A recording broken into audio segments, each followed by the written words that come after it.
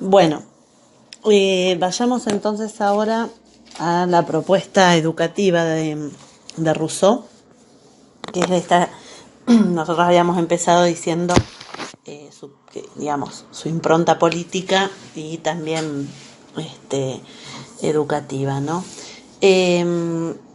Nosotros planteamos que es imposible trabajar su propuesta educativa sin considerar su propuesta política, ¿no?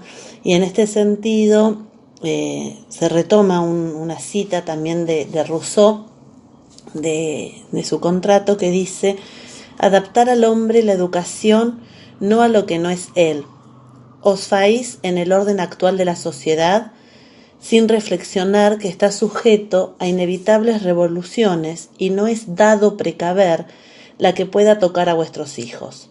Vamos acercándonos al estado de crisis y al siglo de las revoluciones. Creo imposible que duren todavía mucho tiempo las vastas monarquías de Europa. Todas han brillado y todo estado que brilla raya en su ruina. Otras razones tengo más perentorias que esta máxima, pero no conviene decirlas y cualquiera las ve de sobra. ¿No? Entonces el contrato de alguna manera se relaciona en este sentido de que va a ser a través de la educación o de qué manera él va a proponer a la educación el carácter de otorgarle al individuo la libertad civil, transformar al hombre en ciudadano, que no implica solamente, digamos, esta constitución de un estado de sociedad hacia la comunidad, sino y básicamente esto que les estoy diciendo, que transforma al hombre en ciudadano, que este ciudadano fue ordenado y organizado a partir de la ley, que el niño ingresa en el orden humano, en el orden del contrato, y cómo esto lo va a ir transformando, y fundamentalmente en el concepto y en la concepción de libertad civil, ¿no es cierto? Dice: la sustitución de la voluntad particular por la voluntad general, que mira la igualdad, es lo que hace a los individuos verdaderamente libres, ¿no? La sustitución de la voluntad particular por la voluntad general, que mira a la igualdad, es lo que hace a los individuos verdaderamente libres, pues la libertad no consiste en el mero arbitrio, sino en la obediencia a la ley. Estoy retomando esto porque de alguna manera esto también lo vamos a ver planteado cuando afirmemos algunas premisas sobre la educación, ¿no? En este sentido, entonces, esta relación que se plantea, o la primera relación que nosotros planteamos, tiene que ver con la relación entre política y educación. Dicho esto, se ha considerado a Rousseau como el fundador de la pedagogía moderna, ya que fue capaz de darle un giro completo a una educación anquilosada y rígida, heredera de una tradición clásica, sometida a la escolástica y a la sociedad estratificada medieval, ¿no? Por primera vez en la modernidad asoma esta idea de que la verdad fundamental se encuentra en el interior y que cada individuo contiene la universalidad con lo que la naturaleza lo ha dotado. Decir entonces que el objetivo fundamental de la educación para Rousseau era formar a un hombre, que este hombre luego se transformaría en el ciudadano, ¿sí?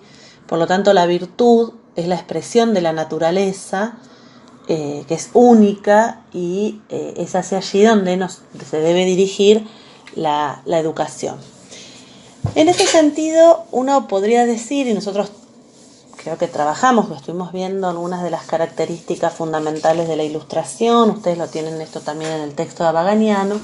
Cuando uno plantea quiénes son aquellos exponentes de la Ilustración, bueno, vamos a estar hablando seguramente de Diderot, d'Alembert, Condorcet, y de alguna manera con Rousseau tenemos una especificidad, digamos, que tiene que ver un poco con que Rousseau es un ilustrado, pero con algunos elementos, con algunas características del romanticismo. ¿Por qué vamos a decir que no es romántico? Porque el romanticismo como movimiento de principios del siglo XIX es una respuesta, ¿sí?, al avasallamiento ilustrado, al avasallamiento de Francia, ¿no?, de llevar estos ideales que vamos a ver después de la Revolución Francesa, y la respuesta va a ser desde lo educativo con el movimiento romántico. No obstante, ¿por qué nosotros hablamos de algunos elementos románticos en Rousseau? En primer principio, porque para Rousseau ya no es la razón el criterio supremo que constituye al hombre como tal, sino que también considera el sentimiento, ¿sí? Condena el intelectualismo, de alguna manera, del pensamiento ilustrado, por la cual van a decir que los filósofos no admiten como verdadero, sino lo que pueden explicar, y hacen de su inteligencia la medida de lo posible. Por lo tanto, la regla de este sentimiento puede ir más allá de la filosofía, es libre incluso de estos límites de la pretendida racionalidad, y pone también el acento en el sentimiento, ¿no? Coincide con que este sentimiento tiene que ver también con la caracterización que él hace de la utilidad y la felicidad del género humano, que en ningún caso va a decir es diversa a la fe, que tienen, digamos, no es diversa a la fe que tienen en la felicidad que este individuo puede construir, ¿no? En efecto, entonces se puede hablar de un romanticismo porque en Rousseau la interioridad del sentimiento deja de estar a la merced del juicio que sobre él puede formular la razón y se convierte a su vez en juez del valor de la razón, si bien ese valor sigue siendo en todo y por todo positivo para Rousseau, ¿no? En este sentido, entonces, él hace fíjense ustedes después en la página 389, él hace una relación cuasi directa entre sentimiento, romanticismo y pragmatismo, en cuanto que para él el valor de este planteamiento teórico reside exclusivamente, va a decir Abaganiano, en las consecuencias prácticas que derivan de él, ¿sí?, así como en el campo filosófico y en el de la religión. Dice, la clave entonces del pensamiento de Rousseau es la coincidencia entre la felicidad individual y la felicidad general, ¿sí? Sin embargo, esta coincidencia no es algo dado, sino que debe conquistarse. El sentimiento debe incluso educarse, y educarlo en sentido no altruista, en sentido altruista, ¿sí? Para Rousseau la relación entre sentimiento y experiencia no es menos estrecha de cuanto lo sea en general para la ilustración, ¿sí? Entonces, fíjense cuando lo estén trabajando, cuando lean los materiales sobre la ilustración en Rousseau, sobre aquellos elementos del romanticismo, ¿sí?, teniendo como base, digamos, o entendiendo que el romanticismo como movimiento es un movimiento del siglo XIX, lo vamos a ver después, y por lo tanto Rousseau sí es un ilustrado, ¿no? Entonces, yo en esta filmina había puesto también algunas citas que tienen que ver con este posicionamiento, ¿no? Dice, la obra maestra de una buena educación es hacer un hombre razonable, y se pretende hacerlo por la razón. Esto es comenzar por el fin, es querer, dice, hacer el instrumento de la obra. Si los niños razonasen, no tendrían necesidad de ser educados. O cuando dice la educación es la que debe dar a las almas su forma nacional y dirigir de tal suerte sus opiniones y sus gustos que sean patriotas por inclinación, por pasión, por necesidad. Dice, al abrir los ojos el niño debe ver la patria y solamente la patria hasta su muerte, ¿no? Entonces, además, acá volvemos con esto a ver cómo lo educativo y lo político, bueno, tienen una imbricación profunda. Dicho esto, ¿cuál es el libro, digamos, por excelencia de la propuesta educativa de Rousseau? Es el Emilio. A mí me interesaba ver primero esta cuestión fuertemente de lo político, porque en realidad desde lo político nos parece interesante que puedan ver esta propuesta educativa. Ustedes saben que el Emilio es una de las obras de Rousseau. El libro se divide o divide de alguna manera en las etapas por las cuales transita este niño joven, ¿no? Entonces la primera etapa es la infancia o lo que él denomina la edad de la naturaleza, la segunda es la adolescencia o edad de la fuerza, y la tercera es la madurez o edad de la sabiduría, ¿sí? Acá en el Emilio van a decir algunos autores, ustedes creo que tienen el texto de Chateau, ¿sí? Tienen a Bagañano, tienen las fuentes para que lo puedan ir visualizando. Y hay un texto que es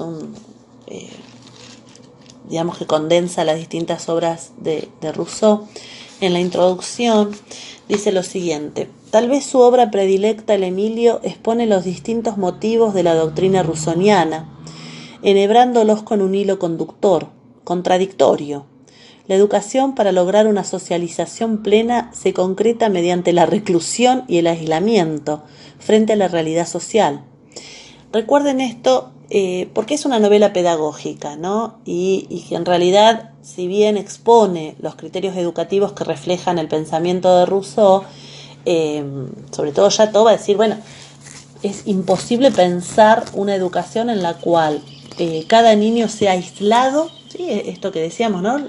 El niño es bueno por naturaleza y es la sociedad la que lo corrompe, entonces hay que aislarlo para desde el aislamiento enseñarle premisas básicas de la futura socialización, ¿no? Pensemos además que cuál es la sociedad que lo corrompe. Es esta sociedad prerevolucionaria, esta sociedad del antiguo régimen, con vestigios del antiguo régimen, ¿sí? Que es la que oprime y pone a este niño o lo saca de este estado de naturaleza, digamos, y de bondad y felicidad y demás, ¿no? Entonces, permanece por fuera, ¿no? Este Emilio, educado en manos de un preceptor, pero insisto, como, digamos, lo interesante y contradictorio que yo coincido, digamos, que se plantea, es cómo desde afuera enseñarle estos elementos de sociabilidad, ¿no? Entonces dice pedagogía negativa, entonces, en el sentido de que, dado el estado corrupto de la sociedad actual, no queda otro camino más que el de sustraer al niño durante el mayor tiempo posible a estas influencias ambientales.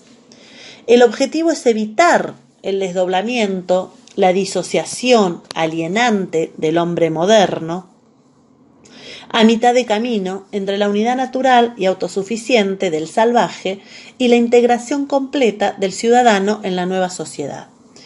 El medio para ello es la armonización de lo natural, la inmediatez, y lo adquirido mediante la razón reflexiva, cultural, moral, a lo largo de un proceso que sigue el ritmo que la naturaleza misma va marcando.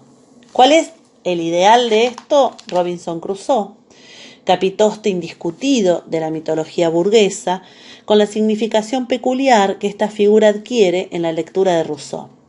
Por un lado, su asociabilidad es garantía de pureza moral. En su intimidad espiritual, Emilio encuentra la instancia ética que lo llevará a integrarse con sus semejantes, rechazando el cosmopolitismo abstracto de los filósofos de los sentimientos que encubre un egoísmo real. Por otro lado, su autosuficiencia y la capacidad de desarrollar tareas diferentes y proveer por sí solo a sus necesidades indica la preparación de Emilio para una sociedad abierta y móvil. La educación de y para la espontaneidad se cumple paradójicamente bajo la celosa vigilancia de un tutor que violenta toda esfera de intimidad del discípulo y que termina perpetuando su función de protector. Dice, frente a una humanidad eternamente alumno, ¿sí? Todo está bien al salir de las manos del autor de la naturaleza, todo degenera en manos del hombre. Todo lo que no tenemos cuando nacemos y que necesitamos de adulto nos es dado por la educación. Esta educación que viene de la naturaleza o de los hombres o de las cosas. Después vamos a hablar un poquito sobre estas tres características que él se plantea, ¿no? Pero fíjense cómo, bueno, ya ahí empezando, ¿no? En el Emilio, ¿sí? Él ya viene diciendo que toda esta educación viene de la naturaleza, de los hombres o de las cosas, ¿no? Este libro, entonces, el Emilio, como dijimos, se presenta en 4 libros. Uno que representa la infancia y la primera niñez, ¿sí? El segundo que es la niñez, donde se apela al interés inmediato, sensible. Emilio vivirá en un medio físico desarrollando todas las cuestiones más físicas, ¿no? Desarrollando su cuerpo, sus músculos, su sentido. El segundo libro que tiene que ver con la primera adolescencia, ¿no? Que ahí adquiere los conceptos de utilidad. El cuarto libro, donde dice final de la adolescencia y primera edad adulta, donde alcanza la edad de la razón, desarrolla el sentido moral y el interés por los problemas religiosos. Y finalmente, el último libro, que es La educación de Sofía, cuando Emilio entra nuevamente a esta vida social y contrae matrimonio con Sofía, ¿no? Entonces, en este sentido, uno puede decir que la verdadera educación comienza, ¿sí? En estos últimos 2 libros, en esta última etapa, ¿no? Que es la edad adulta, cuando es capaz de comprender las nociones morales, cuando está amenazado por las pasiones, pero logra además controlarlas y puede ingresar a la sociedad. Pero este ingreso a la sociedad además tiene que ver con un ingreso que permita la modificación de esta sociedad previa que lo corrompe, ¿sí? Y que por eso había que sacarlo, ¿no? Entonces él entra a esta sociedad con la finalidad de poder modificarla, ¿sí? Entonces dicen Chateau, fíjense Chateau, página 171, dice: la educación es la que debe dar a las almas su forma racional y dirigir de tal suerte sus opiniones y sus gustos que sean patriotas por inclinación, por pasión y por necesidad.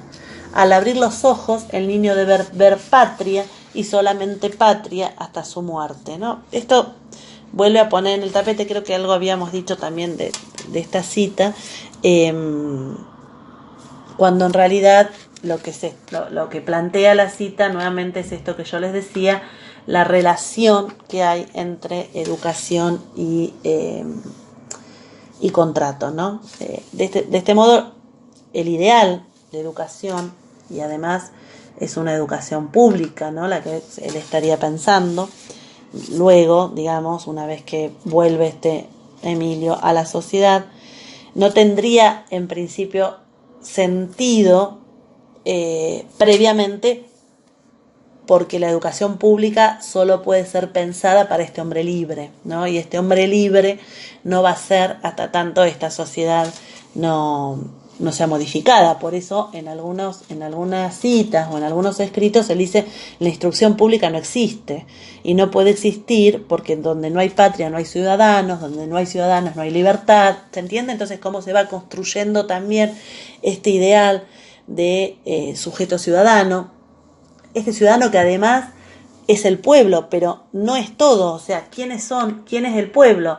Son aquellos que hacen la ley. ¿Se acuerdan que esto lo habíamos planteado hace un rato? ¿Sí? Entonces, en este sentido, cómo se va hilando, ¿sí? Cómo se van relacionando, y que recién en el pasaje de haberlo sacado al niño en la sociedad naturaleza y volver otra vez a la sociedad civil, bueno, ahí es donde ya no sería inútil, ya pasaría a ser un ciudadano, ya se conformaría desde la libertad y demás, ¿sí?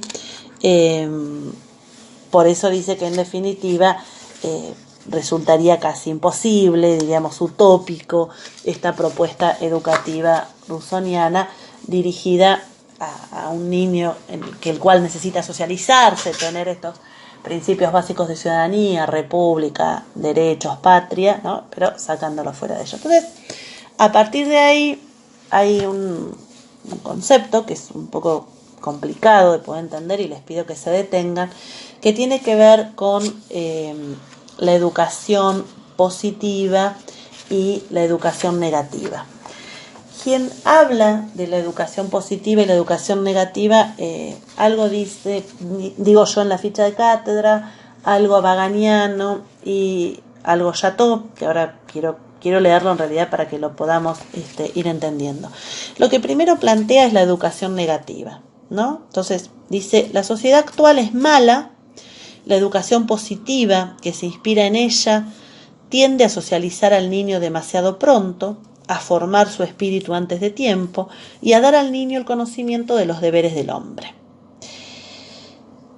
Pero puesto demasiado pronto en contacto con estos vicios, contra los cuales se los quiere proteger, incapaz todavía de condenarlos y de dominarse, los acepta y participa de la cadena que atan por la vanidad y la opinión al hombre moderno. Se quiere formar su inteligencia, darle opiniones morales y por eso mismo se la pierde. En efecto, el descarrío de la juventud no empieza ni por el temperamento ni por los sentidos, sino por la opinión. El peligro estriba en que el niño adapte precozmente su máscara, que es la de nuestro hombre moderno, pervertido por la sociedad actual. Es preciso, pues, contrarrestar esta educación, ¿sí?, la que tiene el niño, la que está en esta época, ¿sí?, que se apresura demasiado en integrar al niño en un medio social mediocre, y hay que rodearlo a este niño de un cerco, ¿sí?, que le ponga el abrigo y sea educado por fuera de estos males. Entonces dice lo siguiente: si el hombre es bueno por naturaleza, se deduce que sigue siéndolo mientras nada extraño a él lo altere. Cerrad pues la entrada al vicio y el corazón humano será siempre bueno. Yo establezco sobre ese principio la educación negativa como la mejor o tal vez la única buena.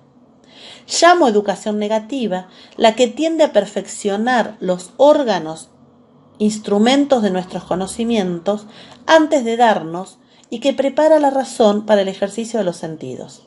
La educación negativa no da las virtudes, pero las previene. Previene de los vicios y de estas virtudes. No enseña la verdad, pero preserva del error. Dispone al niño para todo lo que puede llevarlo a la verdad cuando esté en situación de oírla, y al bien cuando esté en situación de armarla. Por lo tanto, ¿sí?, yendo al escrito de Rousseau, dice, cuando habla de educación negativa, es la primera educación que debemos impartir, es la educación llamada negativa. Aquí solo debemos limitarnos a no hacer nada, a dejar que la naturaleza obre por sí sola y no fomentar que el niño adquiera ninguna costumbre. La única costumbre que se debe dejar que tome el niño es la de no contraer ninguna. Así, antes de que el niño oiga y hable, ya se está educando. Debemos acostumbrarlo a todo, a lo hermoso y a lo feo, a lo duro y a lo blando.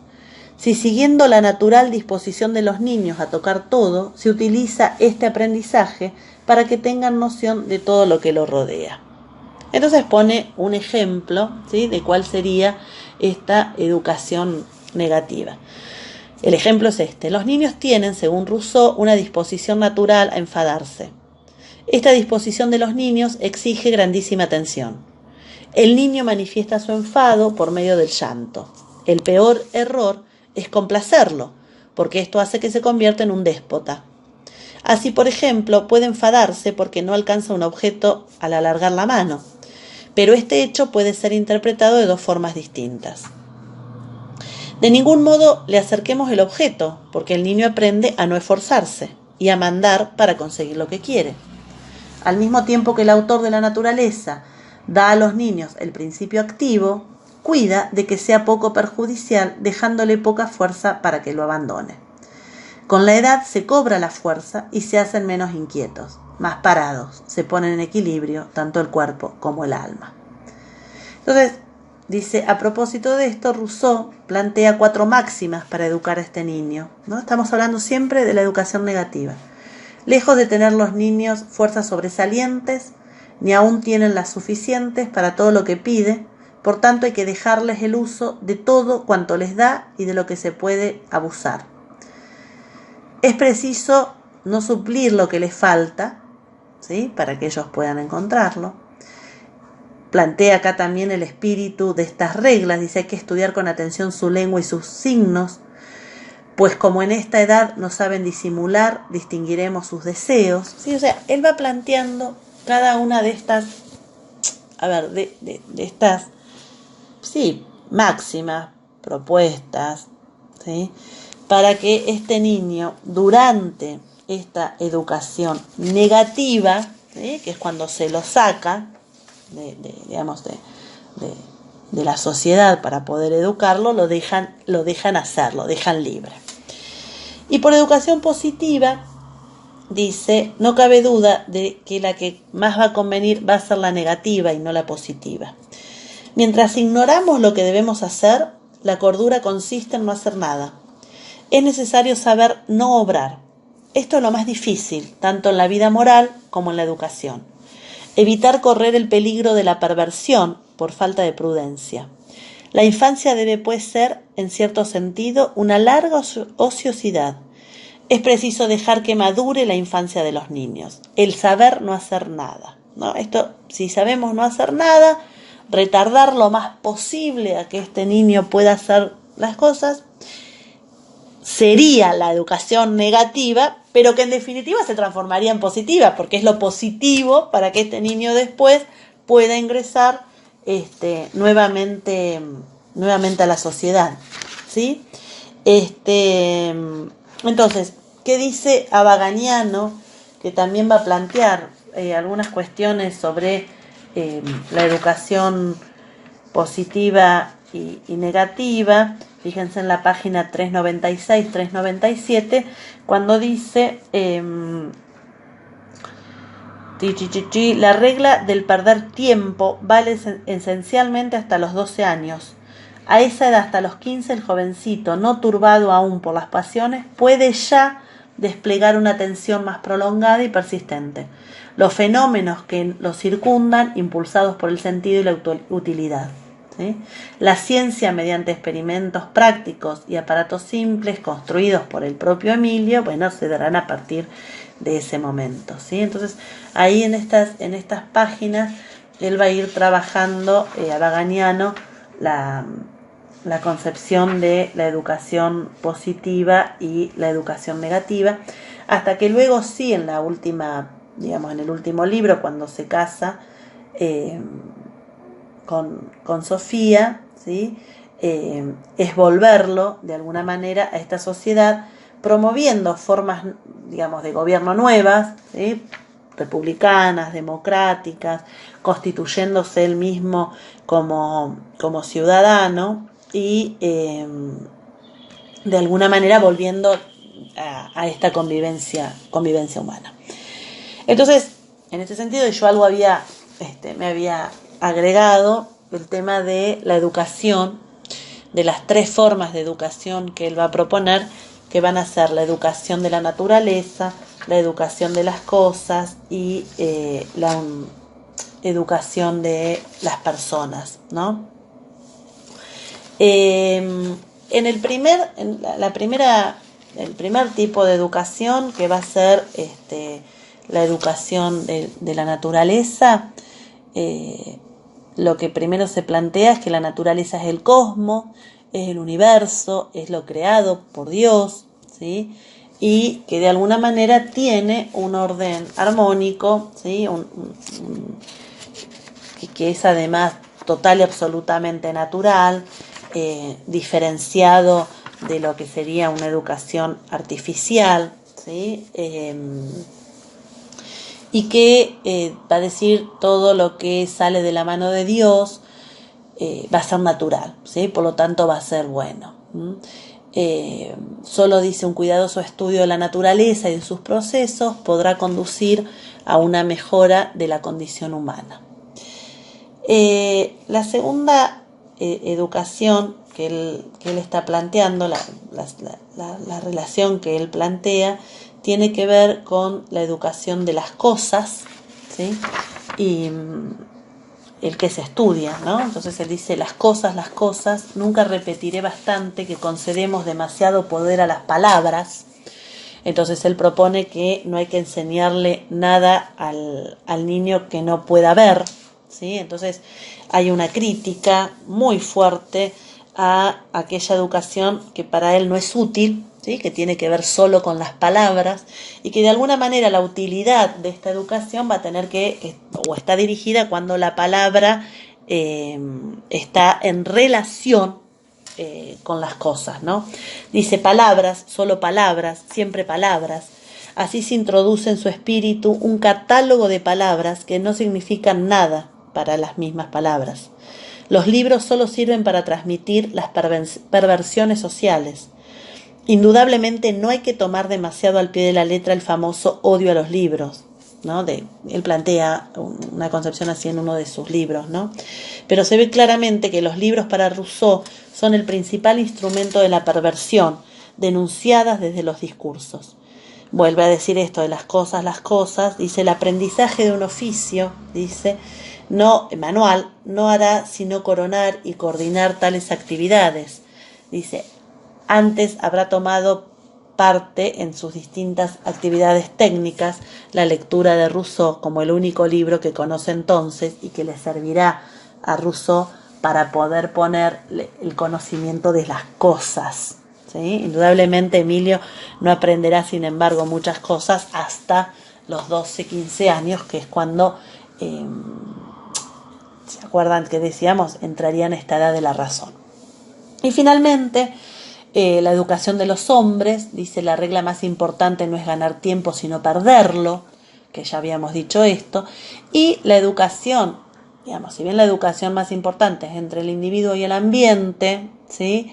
Esta relación también está permeada por la relación entre el educador y el educando, ¿no? Entre el Emilio y su preceptor, ¿sí? Entonces, también acá hay una primera relación social, en todo caso, entre el educando y,